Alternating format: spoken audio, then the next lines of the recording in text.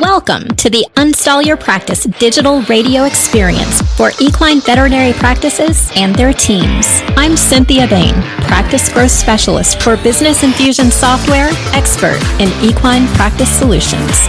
I'm literally married to the profession and share the purpose of overcoming obstacles to practice growth and making the equine veterinary profession a profitable, sustainable, and fun experience for you. Join me and my guests as we tackle your toughest challenges head on and learn about better, more effective ways to get the job done and get you on your way to unbridled growth and a winner's circle future. So saddle up because those future wins start right here, right now. Welcome to the very first episode of Equine Business Insights. I'm Cynthia Bain, your host. I am so glad you're here. So excited and so happy to be spending this time with you. This podcast is brought to you by Business Infusions.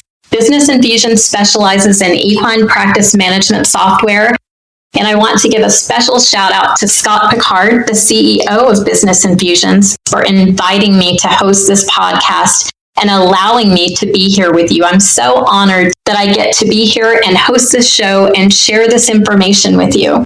And I want to honor you for spending this time with me. I know you have so many things to do. Your time is so valuable, and I appreciate you spending it with me.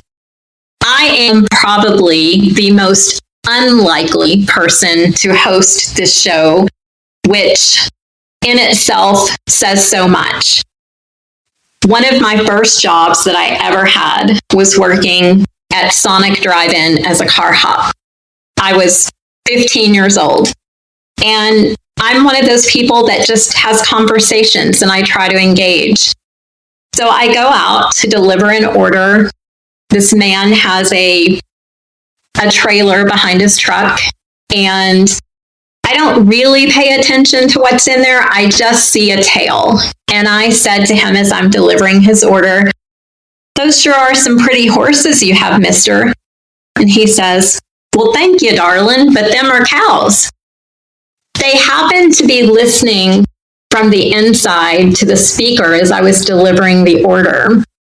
And by the time I had gotten back inside the restaurant, they had called my father, and he bought me, now keep in mind, I'm 15, 16 years old at this time. He went and bought me the old-fashioned toy, the See and Say, where you put the arrow on a certain animal so that you can hear the sound that they make. Because, I'm a city girl and I had no real animal experience other than dogs. So I'm probably the most unlikely person to host an equine podcast.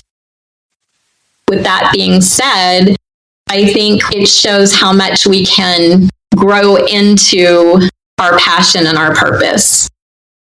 Another story that would help pave the way into why I am hosting this podcast is when I did interview for my first job in veterinary pharmacy.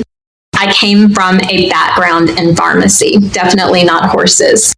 And the lady who interviewed me, we were walking through the hospital and she was pointing out different things in the hospital, and there was a horse in an exam room. And I happened to say the horse had great paws. And she said, "Oh dear, what have we done here?" She said, "Those are not paws, those are hooves. You've got a lot to learn. But again, pharmacy, we can teach you horses." So I've come a long way. And the reason why I feel this podcast is so important, why I want to be a part of it, is that I have the past 15 years been surrounded by these wonderful people who care for horses. And I've seen the hard work that they put in, day out. Being married to a veterinarian, the phone goes off, crazy hours of the night. But they show up every day with the expectation from the clients to care for their animals. They give so much, and it's seldom seen. People see just the surface of who these veterinarians are, and it goes so much deeper. They spend their days in stalls and inclement weather, mud, sleet, snow, like the post office, and they get very little support. I have dealt with veterinarians for 15 years. I know, working in the veterinary profession, specifically the equine sector, I have been the person when a veterinarian needed something that they came to me, whether it be fluorescent suture because they need to suture a horse in the dark in a pasture and the distributor sends the wrong suture. So I was the one getting the call. The veterinarian wasn't upset with me. He was upset with the situation. That's very relevant because in this industry, people tend to take things very personal. And it's really not about that. It's about the veterinarian needing certain things and making those available to them, whether it be mental health support, which is huge in this industry because so many clients come in and they expect quality service at discount prices, maybe even free in some instances. They don't understand why this animal, in our case, in the equine industry, why this horse can't be treated for free or why the veterinarian is charging a certain amount. But I know that. I've seen it. I know how much drugs cost. I know how much supplies cost. I know how much staffing cost. I know how much advertising cost. It's about so much more than that moment when the veterinarian is there with one single horse. Yes, the horse is what binds us all together. It's the focus of what we do. It's the focus of what you, the veterinarian, does. But there are more support systems. There are other things that need to be made available to you. So being tasked to create a podcast, it wasn't a task, it was really an endeavor, something that we set out to do. How can we support veterinarians who work every day to support the animals and the people that love them? There are systems in place, there are technologies in place, there are management systems in place, and people don't always know. And seeing so many veterinarians who are bullied because clients feel like veterinarians should provide their services for free or low cost. They don't understand that veterinarians have just absolutely enormous bills from attending vet school. It takes years to pay these student loans off if they weren't blessed enough to get scholarships or whatever the case may be. So being able to be a resource and to help these people who give so much of themselves really appeals to me. There are so many conversations that I want to have with you, the veterinarian. There's so many things that we need to talk about. Why the decline in equine specialists? Why are there only 4 per graduating class statistically? How can I help you thrive rather than just survive? How do we put the fun back in this? You didn't go to vet school to just work hard and stress out all day. You did it for the love of the animal. You did it for solving the pieces of the puzzle, kind of like Dr. House. I've recently binge watched all 8 seasons, and I learned that they modeled the show after Sherlock Holmes, about someone who wanted to solve the pieces of the puzzle. And I think veterinarians that I have encountered are very much that way. And that's where so many of the veterinarians that I know chose to enter this profession. They wanted to make a difference, but they wanted it to be fun.